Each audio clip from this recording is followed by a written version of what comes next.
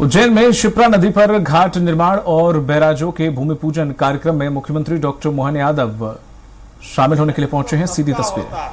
और शरीर भी सबका छूटता है। शासन में भी कई लोग आते हैं, कई जाते हैं। अहिल्या महारानी के समय पे भी उनका जो शासन काल था और उसी शासन काल में कितने बड़े बड़े राजा थे, कोई किसी से कम पड़ रहा था क्या? जाने क्या क्या उनके पास दायित्व रहा है। लेकिन समय पे पुण्य के कार्य जिससे हो जाए, ये खुद की इच्छा और परमात्मा का आशीर्वाद और संत वृंद की श्रद्धा होती है तो कोई देवी अहिल्या बनती है। बोले अहिल्या महारानी की। हमारे लिए क्या सौभाग्य का समय था। वो काल ही अजब था, वो काल ही गजब था। और कितना मिला जुला रूप है। एक राजा उज्जैन के महाजी सिंधिया, बोले महाजी महाराज की जय। महाजी महाराज अहिल्या जी के पहले मल्लावराव होलकर और महाजी और कुछ हद तक राणोजी महाराज, ये बाजीराव पेशवा ने होलकर और सिंधियाओं के लिए सूबेदारी देकर के मालवा का एक तरह से काल के समय में भाग्य पलटा। और भाग्य पलटने का परिणाम कैसा आया? भाग्य पलटते ही ये 1236 में सभी देवस्थान जो ध्वस्त हुए थे इल्तुतमिश के आक्रमण के बाद, गुलाम वंश का सेकंड शासक, उसने हमारे सारे देवस्थान नष्ट भ्रष्ट कर दिए। उज्जैन की आभा कीर्ति प्रसिद्धि जो हजारों हजार साल से थी वो नष्ट हुई। लेकिन समय ने पलटा करा, महाकाल ने काल का समय बदल दिया और इसलिए पहले महाकाल मुस्कुराए।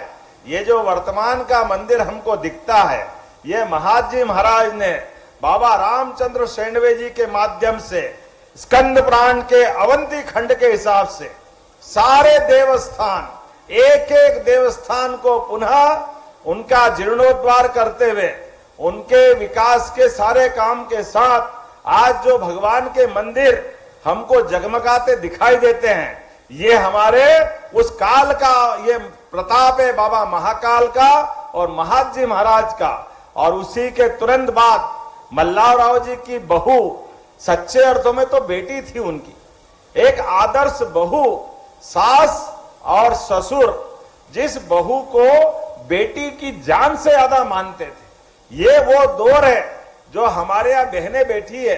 ये उदाहरण बनता है। कई बार टीवी वाले, फिल्म वाले सास ससुर का संबंध बहू के साथ कितना उल्टा पुल्टा बताते हैं, क्या क्या बताते हैं। लेकिन हमारे यहाँ ऐसा है नहीं। कोई अपवाद छोड़ दो, गेहूं में कंकर तो हर जगह मिल जाते हैं, लेकिन इसका मतलब गेहूं होता है, कंकर को छान के बाहर निकाला जाता है। अपवाद होता है, लेकिन सच्चे अर्थों में अहिल्याबाई को जिस दिन से बहू बना के मल्हारराव जी लाए, वो बेटे से भी बढ़कर के अपनी बहू से प्रेम करते थे।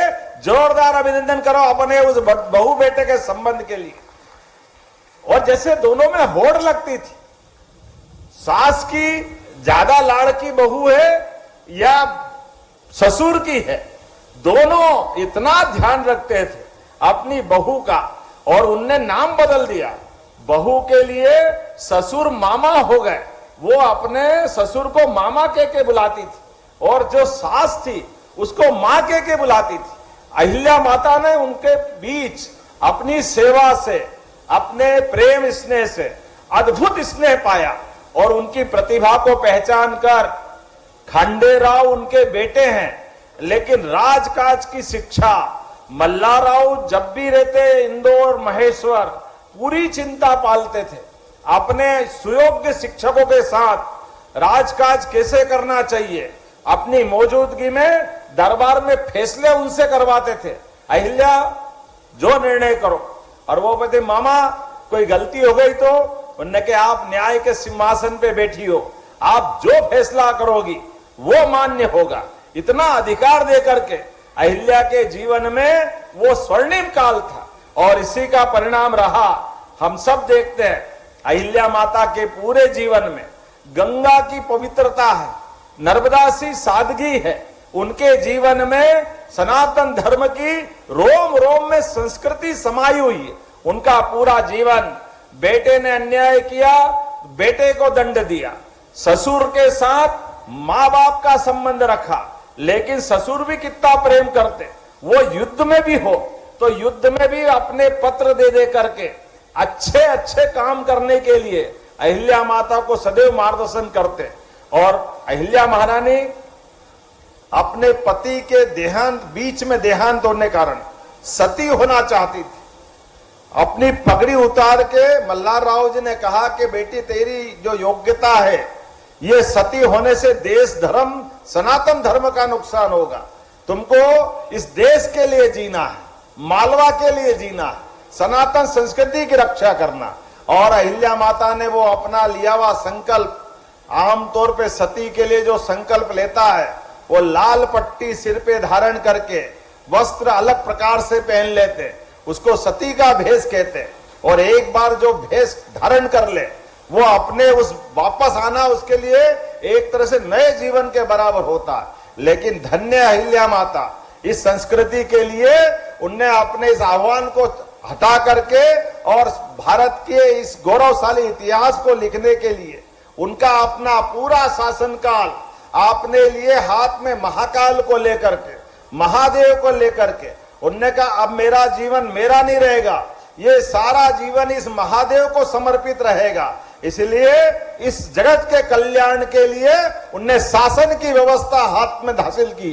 बोले अहिल्या महारानी की जय। इसलिए अपने जीवन काल में उन्होंने शासन के सारे सूत्र, अपनी एकमात्र बेटी उसका भी विवाह करने के लिए, उस राज्य पे आने वाले कष्ट को, डाकुओं के आतंक को जो समाप्त करेगा वो कोई जाति समाज का होगा, वो अपनी बेटी का विवाह करने के लिए उसको संकल्पित कर देती।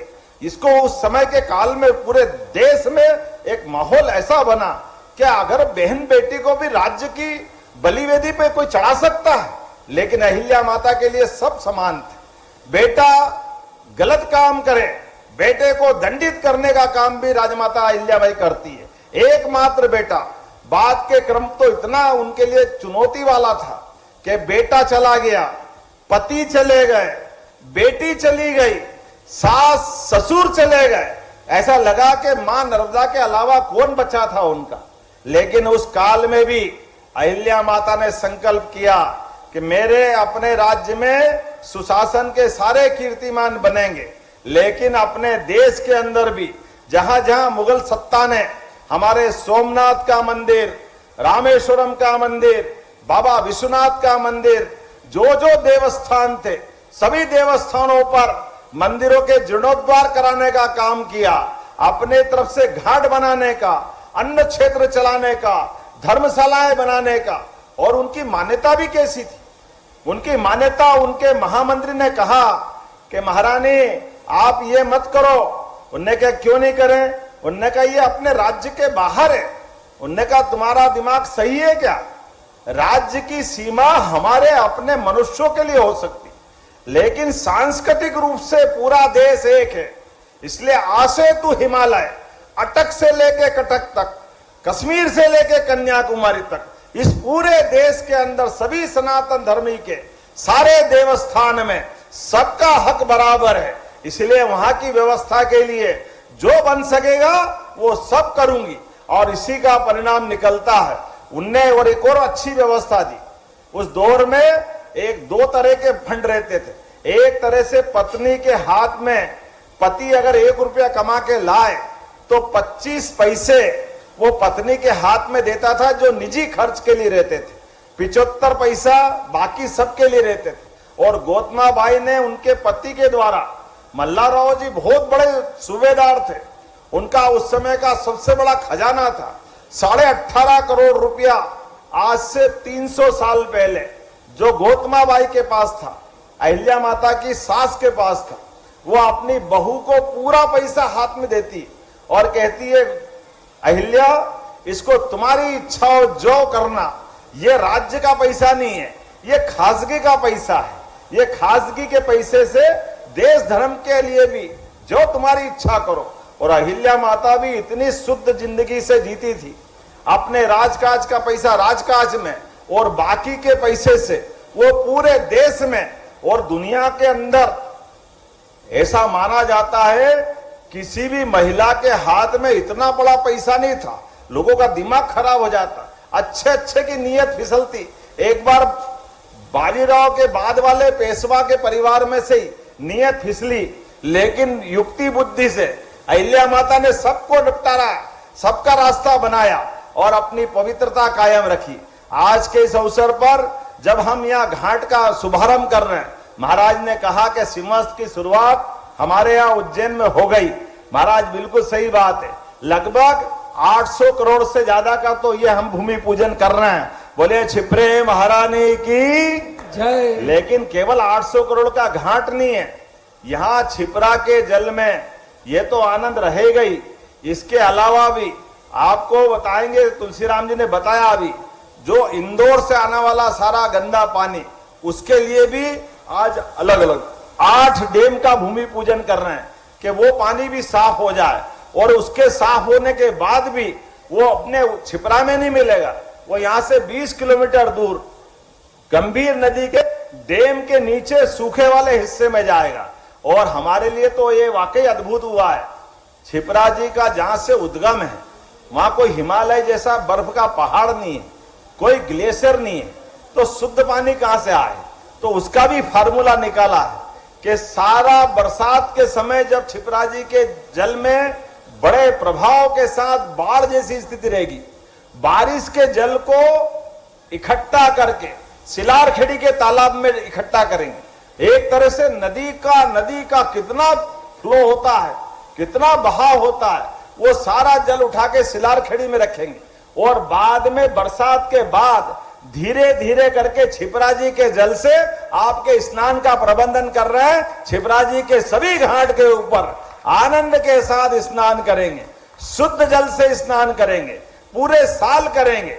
और घाट बन रहे 30 किलोमीटर के, ये 30 किलोमीटर के घाट कितने बड़े हो गए और कितने लोग स्नान कर पाएंगे? अगर 1 बाय 1 मीटर का अपन हिसाब लगा ले तो 24 घंटे के अंदर इन 30 किलोमीटर लंबे घाट पर अगर स्नान करने वालों की गिनती करें तो 24 घंटे में से 5 करोड़ लोग स्नान कर पाएंगे। 5 करोड़ लोग, इतना बड़ा ये पूरा फैला होगा एक बार में लंबा पूरा घाट। और केवल ये घाट के अंदर जल नहीं, आने वाले समय में कितने प्रकार से उज्जैन में काम चल रहे हैं, बल्कि आने वाले समय में तो अब हमारे लिए सड़क से तो हम आएंगे जाएंगे, लेकिन ये नदी माता का भी नौकायन से उपयोग करेंगे। हमारे यहाँ पर महाराज जी आपके यहाँ से वाल्मीकि धाम से नाव चलेगी और सिद्धनाथ के आगे तक ले जाएगी, दोनों किनारे के देवस्थान अपने दर्शन कराते हुए। एक नौका चलेगी शनि मंदिर के वहां से और सीधे गौघाट तक लाएगी, दूसरी नौका चलेगी अपने लाल पुल के यहां से तो रामघाट के पास छोटे पुल तक ले जाएगी। ये पूरा हमारे नदी के अंदर भी नौकाओं के माध्यम से भी आवागमन के आधार पर जो श्रद्धालु देवस्थान दर्शन करने जा सकेंगे वो सड़क मार्ग से भी जाए, लेकिन उससे आगे जाकर के हमने मेट्रो की व्यवस्था भी करी है, जिसके आधार पे इंदौर से भी मेट्रो ट्रेन उज्जैन तक आएगी। जोरदार अभिनंदन करो, ये योजना भी हमने मंजूर की। हमारे कई मार्गों पर एलिवेटेड रोड और हरिद्वार की तरह उज्जैन का भी हमारे संत वृंद के माध्यम से सभी अखाड़ों में आप अपने अपने अखाड़ों में परमानेंट निर्माण करो, ये प्रबंधन भी हम कर रहे हैं। ये सारी व्यवस्था का काम सरकार के माध्यम से वैधानिक रूप से करेंगे, अभी अवैध रूप से होते हैं, ये अवैध रूप से करना अच्छा नहीं। इसलिए सारे प्रबंधन के साथ सरकार विकास के सारे काम कर रही है। आज यशस्वी प्रधानमंत्री के माध्यम से नारी सशक्तिकरण के आधार पर जब हम आगे बढ़ रहे हैं तो उम्मीद कर रहे हैं जितना अच्छा हमारा प्रयाग का कुंभ हुआ और पहले के जितने सिंहस्थ हुए उन सब सिंहस्थ और सब कुंभ से सबसे अच्छा कुंभ उज्जैन का होगा। इसलिए इस प्रकार के काम हम कर रहे हैं और कोशिश कर रहे हैं कि आने वाले समय में आपका भी सबका मार्गदर्शन मिलता रहेगा। माता बहनें आई हुई है, यह अंगारेश्वर महादेव की कृपा है। इधर हमारे बीच मंगलनाथ मुस्कुरा रहा है। हमारे लिए तो नदी माता भी, महाराज आपको इतना बताना चाहूंगा, ये हमारी नदी माता खासकर छिपरा की जो धारा बह रही है, ये धारा भी अपने आप भगवान के सारे जो जिसकी जैसी मान्यता है उस रूप से उनको विराजित कर रही है। हमारे पास अगर त्रिवेणी के पास देखते हैं तो जहां हमारी छिपरा जी की धारा की दिशा, अगर वहां से अपने पश्चिम से उत्तर की तरफ घूमने का अगर दिशा होती है तो वहां नवग्रह बिठाते हैं, इसलिए सारे नवग्रह का मंदिर त्रिवेणी का वहां विराजमान है।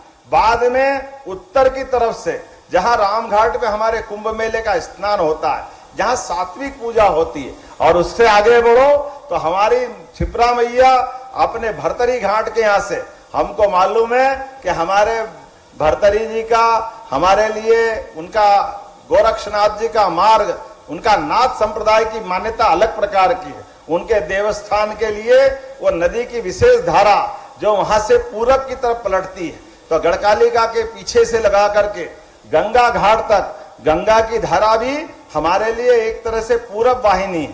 इसलिए पूरब वाहिनी पे ऊपर सभी हमारे कापालिक या अलग प्रकार की जो सात्विक के अलावा पूजा पद्धति होती है, इसलिए गढ़काल का, काल भैरव, विक्रांत भैरव, ये सब हमारे उस तरफ विराजमान है।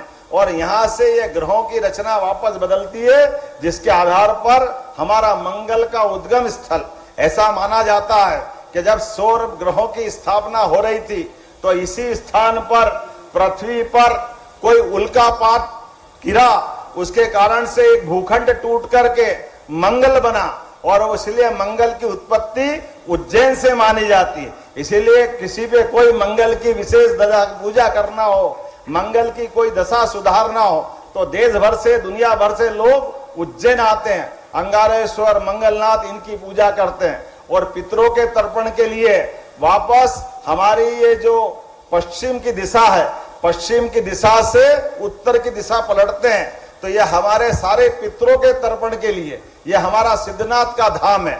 मैं उम्मीद करता हूं इस घाट के माध्यम से उज्जैन की ये कथा भी पहुंचेगी, छिपरा जी की महिमा भी पहुंचेगी सारे देवस्थानों के लिए, क्योंकि ये मान के चलो उज्जैन बाबा महाकाल की नगरी है, भगवान कृष्ण की नगरी है।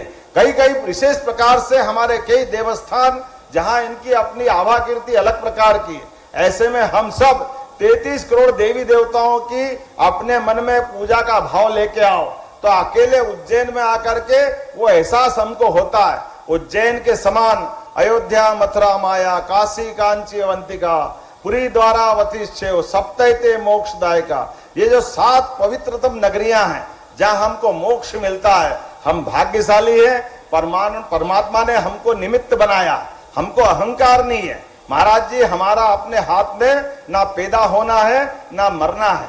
भगवान ने जितना समय दिया उस समय का सदुपयोग अच्छे से अच्छा करते जाए, इसीलिए इस संकल्प के साथ आगे बढ़ रहे हैं। आप सबका आशीर्वाद मिलता रहेगा। मेरी अपनी ओर से आप सबको पुनः प्रणाम, बहुत बहुत धन्यवाद। बोलिए अंगारेश्वर महादेव की जय। बहुत बहुत धन्यवाद। भारत माता की जय। बहुत बहुत धन्यवाद आदरणीय मुख्यमंत्री जी। मैं विनम्र अनुरोध करता हूं आदरणीय मुख्यमंत्री जी को स्मृति चिन्ह देने के लिए श्री तुलसीराम जी सिलावट साहब, माननीय मंत्री जी श्री गौतम टेटवाल जी, साथ ही श्री वी.के. देवड़ा जी, प्रमुख अभियंता जल संसाधन, टी.के. परमार जी, मुख्य अभियंता।